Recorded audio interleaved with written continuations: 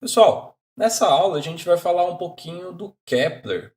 Ele nasceu lá em 1571, lá na Alemanha, e ele foi um cara decisivo na teoria do heliocentrismo. Aquele heliocentrismo que nós estudamos, que foi primeiramente implementada pelo Copérnico e depois, logo em seguida, Galileu enfatizou a teoria do heliocentrismo. E, pessoal, Galileu foi um cara muito importante para a nossa ciência, tá? Ele é considerado aí o pai da ciência moderna, tanto que muitas ideias de Isaac Newton saíram de Galileu. Então, muitas ideias a gente coloca ele como sendo aí um dos caras mais importantes aí da nova ciência. Não que os outros não sejam, todos são importantes, mas Galileu teve a sua grande importância dentro da ciência. Ele foi um cara que aprimorou, por exemplo, a luneta. Então, ele conseguia enxergar coisas que muita gente não conseguiu no passado e quebrando aqueles conceitos do geocentrismo de Aristóteles e também do deferente do nosso amigo Ptolomeu que a gente estudou também nas aulas passadas.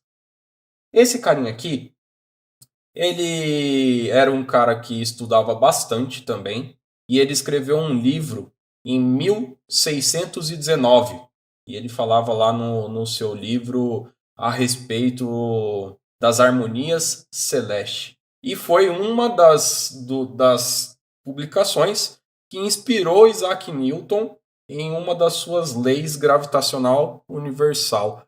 Se você pegar dois planetas com massas diferentes ou massas iguais, você consegue calcular qual que é a força gravitacional entre eles. Isso é uma formulinha que a gente vai aprender lá na frente em outra aula. Mas pessoal, vamos direto ao que interessa. Hoje nós vamos falar a respeito das leis de Kepler. E a primeira lei que aparece para a gente aqui, da primeira lei de Kepler, é esse carinha aqui, ó. Primeira lei Kepler. É a lei que a gente fala que é a lei das órbitas. Lei das órbitas elípticas. Elípticas.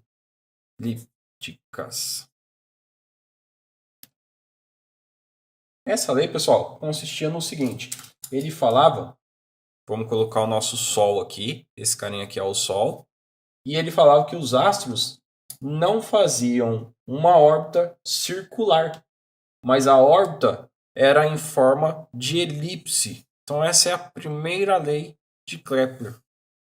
Ele coloca aqui que a órbita é uma elipse e não uma circunferência como nós havíamos imaginado anteriormente. Aí, na segunda lei de Kepler,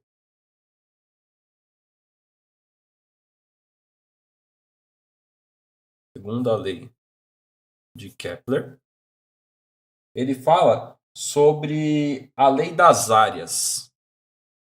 Lei das áreas. Como assim das áreas, professor? Bom, imagina que eu tenho a mesma situação, exatamente a mesma coisa. Eu tenho o Sol aqui e tem a órbita aqui de algum astro, de alguma coisa aqui. Vamos colocar aqui, de algum planeta, de algum astro. Aí, o que acontece? Se a gente pegar um tempo que a gente vai colocar que é igual, se eu pegar aqui uma referência, ó, daqui até aqui, ó, esse pedacinho aqui, ó. Se eu pegar esse carinha aqui, um intervalo de tempo 1, e do outro lado eu pegar o mesmo intervalo de tempo, se eu pegar aqui, ó, vou chamar de T2, por mais que a distância aqui seja um pouquinho menor, eu vou colocar que o tempo 1 é igual ao tempo 2. Se eu pegar exatamente o mesmo tempo, eu vou falar que essa área aqui vai ser igual à área do outro lado com o mesmo tempo. E essa é a lei das áreas, que a gente tem que a área, se eu chamar esse cara aqui de área 1,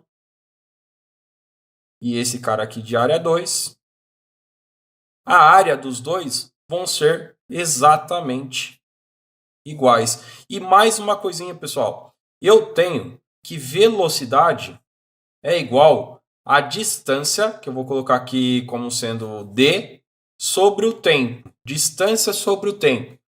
Olha só, se aqui eu tenho uma distância que é menor no mesmo tempo, vou colocar duas fórmulas, ó.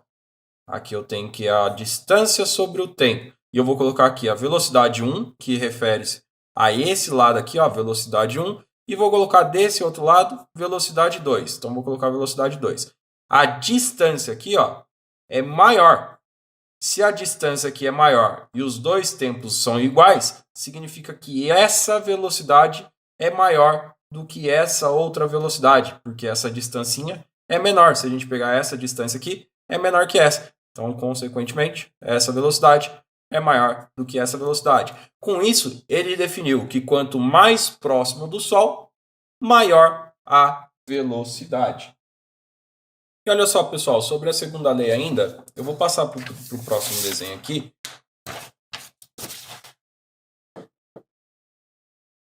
Fazendo exatamente o mesmo desenho, nós temos o Sol e nós temos a órbita.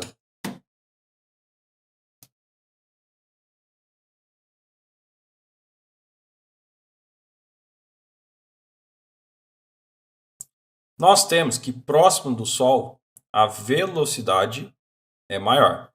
E quanto mais afastado, a velocidade é menor. Lá onde a gente coloca que a velocidade é maior, nós chamamos ele de periélio. Está próximo do Sol, né? A gente chama de periélio. Periélio. Lá onde está afastado, onde a velocidade é mais lenta, aqui na nossa elipse, nós vamos chamar ele de afélio. Aí a gente vai ter que afélio. Então, periélio próximo do Sol, onde a velocidade é maior. Afélio é lá onde é afastado, onde a velocidade é menor. Então, se a velocidade é menor, afélio. E por último, pessoal, a terceira lei de Kepler. Terceira lei de Kepler, que é a lei harmônica. Harmônica. Como assim harmônica, professor? Vamos fazer o sistema heliocêntrico. O sistema heliocêntrico, a gente vai ter que no meiozinho lá, vai ser o Sol. Aqui vai ser o Sol. Aí depois, vou fazer as órbitas aqui.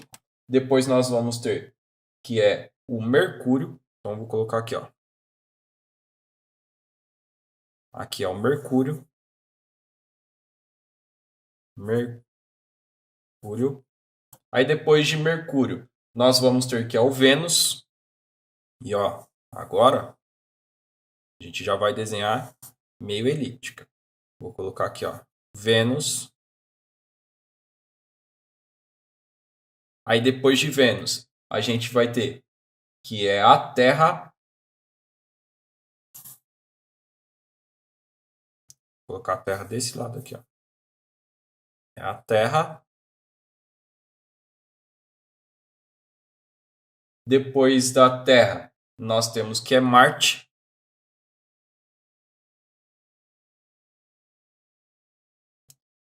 Vou colocar Marte aqui, ó.